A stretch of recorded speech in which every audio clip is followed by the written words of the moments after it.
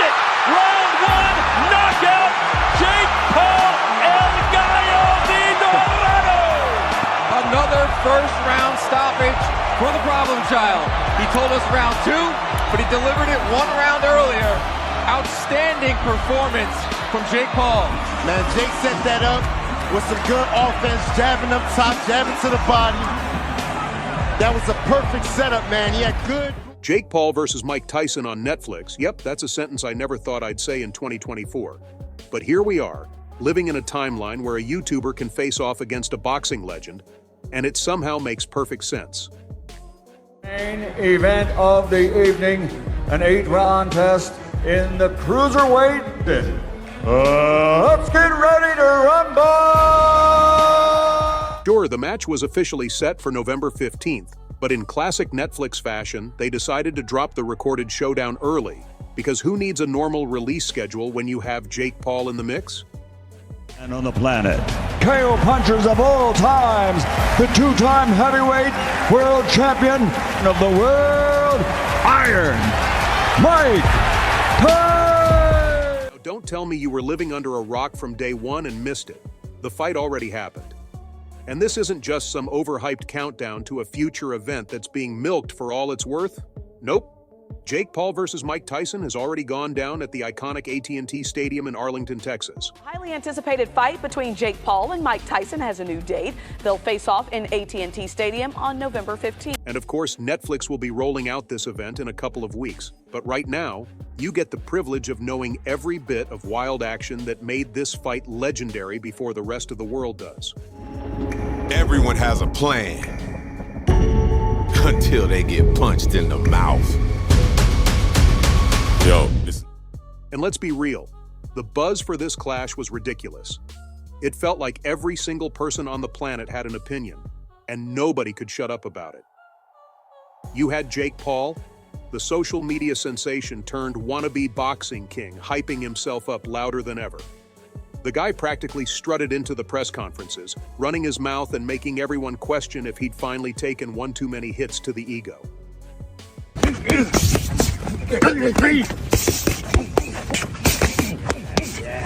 And then there was Mike Tyson, the myth, the legend, the human wrecking ball who even at 58 still manages to strike fear into people just by smiling. Tyson showed up like he was about to turn the ring into his personal playground, ready to remind everyone that a legend never really fades.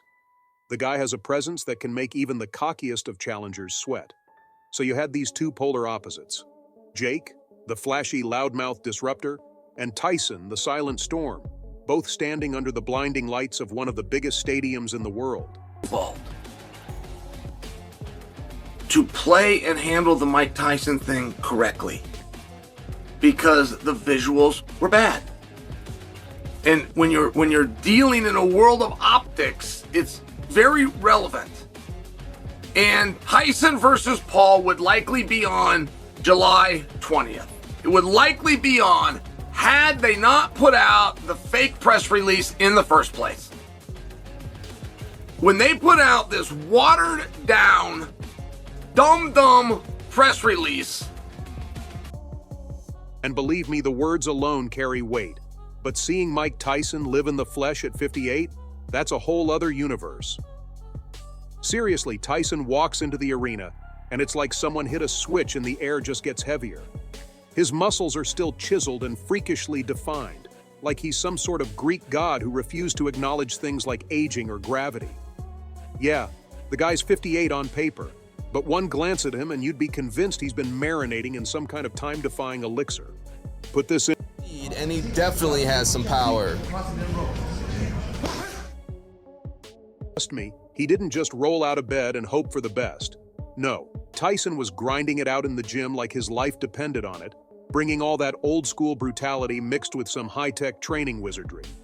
We're talking crazy, state-of-the-art workouts, sparring that would leave even hardened fighters wincing, and drills that had seasoned coaches raising their eyebrows.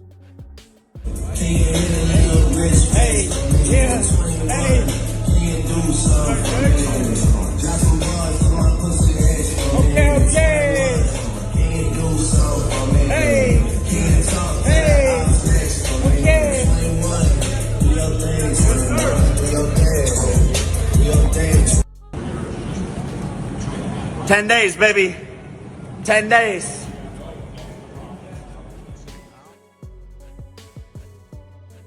Now, think about the contrast. Jake Paul's been out there living his best influencer life, vlogging, pranking, and stirring up drama like the internet's favorite chaos magnet. Meanwhile, Tyson's been locked in beast mode, laser-focused and transforming himself with an intensity you'd expect from a dude half his age. This wasn't just about getting ripped. Tyson's power was still there, that bone-crunching force that put so many opponents to sleep. And his opponent across the ring, fighting out of the red corner, wearing 83.6 pounds. In fact, experts were whispering that this older, more refined Tyson was somehow even scarier, that his punches were now surgical strikes, still packed with enough devastation to end a fight before you could even blink. Jake and his camp? Clearly, they hadn't prepared for just how terrifying that could be. And then there was Tyson's headspace. It was a total reinvention, a mental overhaul. He was calm, focused, and downright relentless. It was like he had one singular purpose etched into his very soul: destruction. Every single move, every subtle gesture, every second leading up to the bell told you this man was here for blood. Undefeated, the problem child. No time for the flashy antics or social media drama. Jake was busy being the showman, but Tyson? He was the warrior, and his demeanor said it all. As he stood there, a still, deadly presence in his corner, the entire stadium felt the chill. It was the same aura that used to make grown men crumble before he even threw a punch. But let's not act like Jake Paul wasn't ready to put on a show. Round one comes alive, and Jake comes flying out like a tornado, arms swinging and confidence sky high. He's fast, really fast, and you can tell he's been working on this. He's bouncing around, loose and cocky, using every advantage his youth and height give him. His footwork was quick, and those jabs were snapping out with purpose, trying to keep Tyson at a distance, as if he was thinking, "Yeah, I've got this." He wasn't just throwing random punches. He was strategic, determined to prove he wasn't just some loudmouth content creator pretending to be a boxer. And for a hot second, it looked like he might just pull it off. The crowd ate it up, roaring every time he landed a punch, convinced they were about to witness Jake pull off the impossible. Tyson? He looked almost too calm, like a lion observing a cocky young cub, one who hasn't yet learned what the jungle is really about. Jake's hits connected, the noise was deafening, and you'd almost believe he had this fight in the bag. Almost. He was landing shots, using his reach, moving like he'd mastered the art of being the aggressor. But Tyson's eyes were telling a completely different story. And they've stopped it! Round one, knockout, Jake Paul, El Gallo de Dorado! Another first-round stoppage for the problem child. He told us round two, but he delivered it 1 round earlier. Outstanding performance from Jake Paul. Man, Jake set that up with some good offense, jabbing up top, jabbing to the body. That was a perfect setup, man. He had good... Those eyes, if you've ever watched Tyson in his prime, you know that look. He was studying Jake, reading him like an open book, calculating, waiting for that one perfect opening. This wasn't about how many punches Jake could land. Tyson knew it was about the right punch, the one that could change everything. He was patient, letting Jake burn through that early energy, and it was only a matter of time.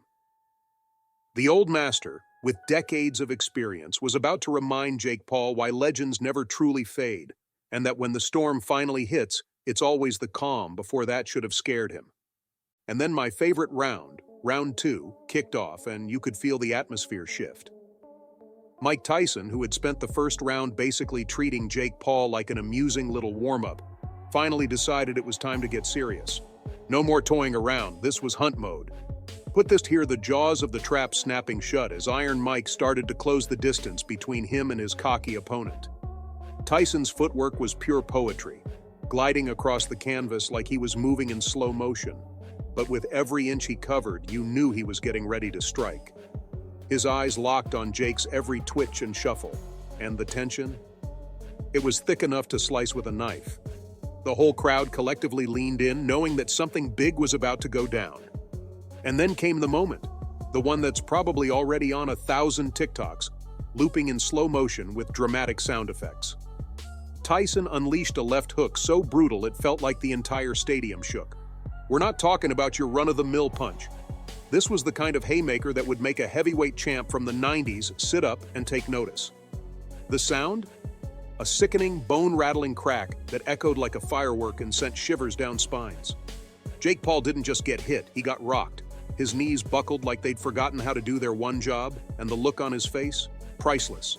Shock, disbelief, pain, like he just realized he'd made some terrible life choices. The crowd was absolute chaos. Thousands of fans gasping, hands flying to their mouths, because they knew they'd just witnessed something insane. Jake stumbled, trying to shake it off, but you could see the swagger drain right out of him. The dude who had strutted into the ring full of bravado now looked like he was seriously rethinking this whole taking on Iron Mike thing. Tyson, meanwhile, was in full beast mode. His eyes were cold, focused, and he could smell blood in the water.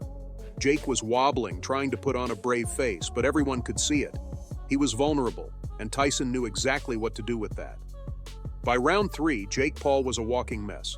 Tyson's left hook had done serious damage, and Jake was slowing down, his movements losing that early bounce. His punches were weaker, his defenses barely holding up, and those sharp jabs he'd thrown at the beginning now looked like desperate, flimsy swats. Tyson, on the other hand, was relentless, pressing forward like a freight train that had no intention of stopping. He cornered Jake, cutting off any chance of escape, and you could sense the inevitable. The crowd watched, holding their breath, as Jake ran out of tricks and places to run. And then Tyson delivered the grand finale. With a masterful sense of timing, he drove a punishing uppercut right into Jake's ribs, and the pain on Jake's face was impossible to hide.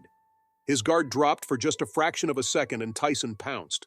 A monstrous right hand followed, landing square on Jake's jaw, and down he went, crashing to the canvas like a felled tree. The sound of that impact was bone-chilling, and for a moment the entire stadium fell into a stunned silence. And then, an explosion of cheers erupted as people realized they had just witnessed Jake Paul being taken down by a true legend. Jake Paul's used to just running his dick sucker consequence-free all across the internet, but there's certain lines that you do not cross. So, the experts were right. As much as Jake Paul's fans wanted to believe in an upset, the seasoned voices of boxing knew what was coming. They had called it well before the first bell rang. People like Joe Rogan, who doesn't just throw out opinions lightly, had already broken it down for anyone willing to listen. From the time he was like 16 years old on YouTube, and you just saw him box. Rogan had analyzed Tyson's recent training clips, pointing out that the legendary heavyweight still packed devastating power. You look at Tyson at 58, Rogan said on his podcast, and you realize his punches are just as terrifying as they were back in the day. Rogan had seen Tyson land shots in training that could shake the souls of younger fighters. But of course, plenty of Jake Paul loyalists brushed this off as just talk. Then there was Michael Bisping, the former UFC middleweight champion, who shared his concerns. Bisping has seen plenty of combat sports hype, and he wasn't buying into the idea that Jake could easily handle a monster like Tyson. "It's absurd," Bisping said. "You're putting a 27-year-old YouTuber in with a man who still trains like an absolute savage." He even emphasized that Tyson's head movement and defensive skills were still sharp, as though Tyson had never stopped fighting. Bisping's analysis focused on how Jake, for all his hustle and ambition, might not be ready for the brutal reality of facing a legend who's done it all. And like them, there were plenty of experts who made their predictions, and almost all of those predictions turned out to be spot on. Well, there's a reason we call them experts, right? If you expected the same outcome, let us know in the comments below.